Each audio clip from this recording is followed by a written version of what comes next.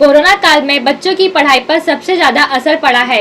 Corona काल में school बच्चों की एग्जाम लेने में क्या और कैसी तैयारी कर रही है, कितने बच्चों ने 10वीं और 12वीं के फॉर्म भरा है, इस पर हमारे रिपोर्टर्स ने स्कूल और कॉलेज के टीचर से बात की है। आइए देखते हैं हमारी अगली रिपोर्ट।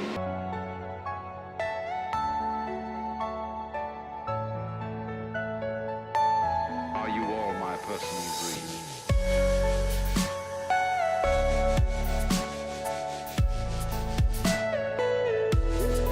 10th और 12th के बच्चों ने बैचेस में फॉर्म भरा है। अब ऐसा हुआ, जब बोर्ड का फॉर्म की डेट डिक्लेयर हुई, कुछ बच्चे गांव में थे, मगर उन्होंने जैसे हमें कांटेक्ट किया, हम लोगों ने बैचेस में सबको बुलाया, जैसे 20-20 बच्चों का बैच में, तो सभी बच्चों ने फॉर्म भरा है। और महाराष्ट्र स्टेट बोर्ड ने हमेशा डेट एक्सटेंड की है, तो ऐसा कोई रुकावट नहीं है कि कोई बच्चा अपने फॉर्म नहीं भरा है। हमारे कॉलेज के सभी बच्चों ने फॉर्म भर दिया है and thanks to the state board कि उन लोगों ने डेट एक्सटेंड की है। इनफैक्ट आप आज भी बोर्ड का फॉर्म भर सकते हो, ऐसा कोई रुकावट नहीं है। तो because of the Covid and all, state board ने काफ़ी फ्लेक्सिबिलिटी दी है। मैम, कोरोना के टाइम पे आप सिचुएशन कैसे हैंडल कर रहे हो, एग्जाम वगैरह कैसे ले रहे हो आप? कोरोना के टाइम पे तो ऑनलाइन ही एग्ज़ाम बच्चों ने दिया है। हालांकि हम लोगों ने जिन बच्चों को अगर देना है एग्ज़ाम, तो लोग घर पर पेपर लिखकर कॉलेज में आकर दे देते थे और टीचर आके कॉलेज से पिकअप करके करेक्शन करती थी। इन केस कोई बच्चा चाहता है मेरा पेपर प्रॉपरली करेक्ट हो, बोर्ड के हिसाब से हो, तो हम लोगों ने ये फैसिलिटी दी थी कि आप आओ कॉलेज में पेपर जमा कर दो, और जैसे जो टीचर सब्जेक्ट टीचर आकर कॉलेज से घर लेकर करेक्ट करके हम फीडबैक बच्चों को देते थे। और पिछले साल के डेटा के हिसाब से इस साल के डेटा तो कुछ फ़र्क दिखा आपको उसमें? बोर्ड फॉर्म के ऐसा है ना, बोर्ड फॉर्म सभी लोग देते हैं, मतलब बच्चे का एक पूरे ज़िंदगी का एक it's a very important year, बहुत इम्पोर्टेंट साल रहता है। तो बहुत बच्चे गांव में थे, मगर चूँकि बोर्ड की डेट अनाउंस हो गई तो उनको भी लगा कि अब लाइफ में मतलब एक प्रॉपर लाइफ ट्रैक पे आने वाली है, हमें पढ़ना है। तो बहुत बच्चे गांव से तुरंत बॉम्बे आए और हम लोगों को फ़ोन किया कि मैम हम आ गए हैं, हमें भी बोर्ड फॉर्म भरना है। तो मतलब बोर्ड फॉर्म एक ऐसा है बोर्ड का कि पूरे साल में मतलब सब बच्चा, हर पेरेंट और हर बच्चा खुद कॉन्शियस होता है, तो ऐसा किसी ने स्किप नहीं किया है। लास्ट टाइम भी हुआ था और ये साल भी बोर्ड फॉर्म सबने भरा ही है। मतलब पिछले साल के डेटा के हिसाब से इस साल के डेटा भी सब सेम ही है? हाँ सेम, कुछ फ़र्क नहीं है ऐसा। और सब जगह मतलब बोर्ड की जैसे डेट्स अनाउंस हो गई, इमीडिएटली जो बाहर थे उन लोगों ने मुंबई आए। और जैसे मैंने कहा कि बोर्ड ने फ्लेक्सिबिलिटी दी है, बोर्ड ने खुद फ्लेक्सिबिलिटी दी है, डेट हम लोग ने एक्सटेंड करके रखी है।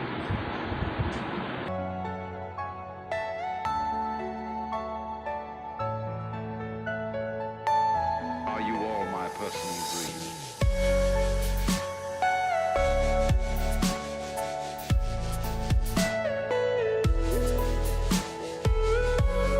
अंदाज़ा कॉमर्स में 1200 बच्चे ने and in science 1000 students around. And पिछले साल के जो डेटा थे एंड अब के डेटा जो है उसमें कितना फ़र्क हुआ? हार्डली यानी 50 to 60 बच्चों का। 50 to 60। And due to corona आपने कैसे हैंडल किया एग्ज़ाम सेक्शंस? जो महाराष्ट्र गवर्नमेंट जैसे हमको बताती है, स्टेट गवर्नमेंट हमको जैसे बताती है, महाराष्ट्र गवर्नमेंट की क्या है, आपको क्या फॉलो करना है, कैसे इंस्ट्रक्शन दिए जा रहे हैं, वो हम लोग फॉलो कर रहे हैं कोरोना टाइम में।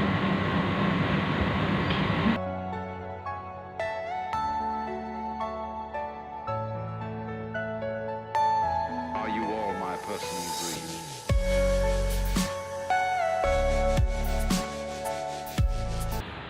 मेरा ये मानना है कि कोरोना की वजह से चले गए ऐसा नहीं है।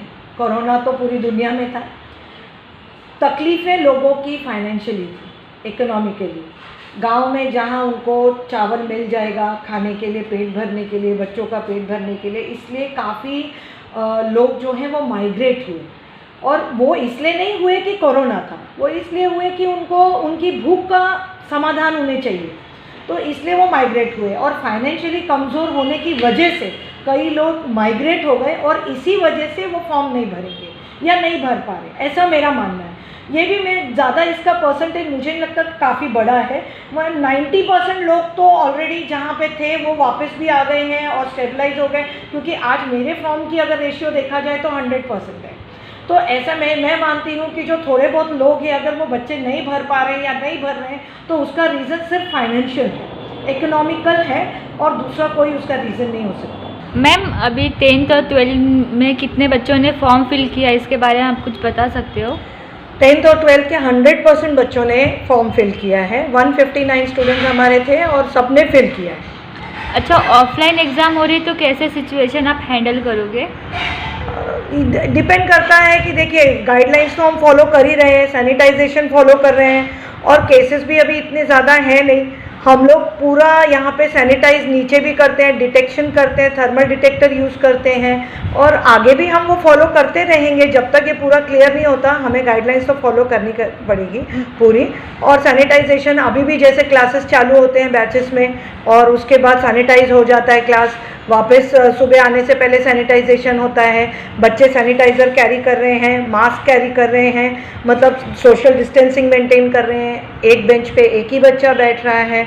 हम ये सारी गाइडलाइंस फॉलो कर रहे हैं। इवन टीचर्स का टेस्ट, RT-PCR टेस्ट वगैरह जो भी है हमने सब कंप्लीट किया हुआ है, और मुझे लगता है कि दिक्कत तो नहीं होनी चाहिए। ऑफलाइन एग्ज़ाम्स एक चैलेंज ज़रूर है लेकिन इतना मुश्किल भी नहीं। हाँ, गवर्नमेंट को कुछ ऐसा पैटर्न यूज़ करना पड़ेगा मेरे हिसाब से कि जैसे उन्हें पेपर्स कैटेगराइज करने पड़ेंगे। फॉर एग्जांपल अभी पहले हम एक बेंच पे एक बच्चा बिठाते थे और एग्ज़ाम ले लेते थे, अभी भी एक बच्चा एक बेंच पे बैठ रहा है और क्लास अटेंड कर रहा है, तो कोई ऐसी मुश्किल की बात नहीं है मेरे हिसाब से। जैसे मेरे स्कूल में, मेरा स्कूल भी एक सेंटर है, तो यहाँ पर आप देखो कि एक बेंच पे एक बच्चा बैठने के बावजूद हमारे पास कुछ 600-650 बच्चे हमारे सेंटर पे आते थे 10th स्टैंडर्ड के। तो अगर अभी क्या हो रहा है कि 23 अप्रैल से 12th स्टार्ट हो रहा है, और उसके बाद उसके साथ ही बीच में 3 मई से 10th स्टार्ट हो रहा है। तो अगर ये ख़त्म हो रहा है, आई होप सो वो ख़त्म हो रहा है, 12th स्टैंडर्ड ख़त्म होने के बाद 10th स्टार्ट हो रहा है, तो it is hardly going to be any problem. वैसे ही बच्चे अभी भी बैठ रहे हैं, क्लासेस अटेंड कर रहे हैं, और वैसे भी तब बैठेंगे, तो ऐसा तो कोई मुझे मुश्किल काम लग नहीं रहा है। केसेस कम हो चुके हैं, वैक्सीनेशंस आ गए हैं, और हम सैनिटाइजेशन का, डिस्टेंसिंग का बच्चों की रोज़ अवेयरनेस कर रहे हैं, टीचर्स अवेयरनेस कर रहे हैं, स्टाफ को अवेयरनेस कर रहे हैं, हम सारी गाइडलाइंस मेंटेन कर रहे हैं, तो मुझे नहीं लगता कि कोई प्रॉब्लम होना चाहिए।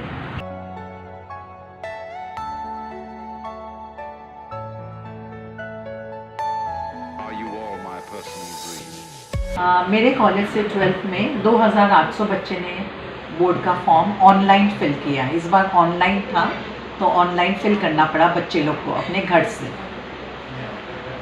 अच्छा, पिछले टाइम से इस टाइम में कुछ डिफरेंस आया है फॉर्म फिलअप में? हाँ, बच्चे लोग का मैंने रियलाइज़ किया, काफ़ी बच्चे जिन लोग मोबाइल से करने लगे तो मोबाइल से उनका फॉर्म अपलोड नहीं हो रहा था, तो उन लोगों ने कॉलेज में आके अप्रोच किया। तो हमने कॉलेज में हमारा जो लीज लाइन है, हमारे उस लाइन से कंप्यूटर लैब में बिठा के उनका फॉर्म फिलअप किया। तो जब फॉर्म फिलअप कर रहे थे सर्वर बहुत क्रैश हो रहा था, फिर एक एक बच्चे को पूरा दिन भी कभी कभी लग गया फॉर्म अपलोड करने के लिए। तो अपलोडिंग का एक बहुत बड़ा प्रॉब्लम दिखाई दिया। हालांकि बोर्ड ने उसके लिए 10-12 दिन एक्सटेंड किया, जिसके लिए हो गया, नहीं तो पहले जब एक्सटेंड नहीं किया था तो हम दिन भर रात भर बैठ के संडे को भी आके बच्चे लोग से फॉर्म भरवाए। और लास्ट मिनट में उन लोग ने हमें डिसीजन दिया कि और 10 दिन मिल रहा है, तो उसके पहले तो हमें मालूम नहीं था। तो मेरे टीचर्स लोग संडे को बच्चे लोग को बुला के संडे को हालांकि थोड़ा सा कम प्रेशर मिलता था सर्वर में। मैम, कोरोना के टाइम पे आप कैसे सिचुएशन हैंडल कर रहे हो?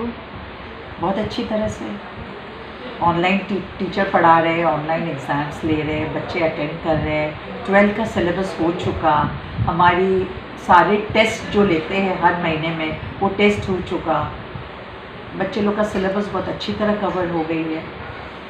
ऐसे कुछ बड़ा इनिशियल स्टेज में ज़रूर दिक्कत आई, पर जब हम सिस्टम को ऑनलाइन को समझ गए तो बहुत कंफर्टेबल लगा। हालांकि एक इमोशनल टच रहता है बच्चे लोग से फ्रंट टू फ्रंट मिलने में, वो नहीं मिला है। And we miss our students, हम बच्चे को मिस करते हैं उसके लिए।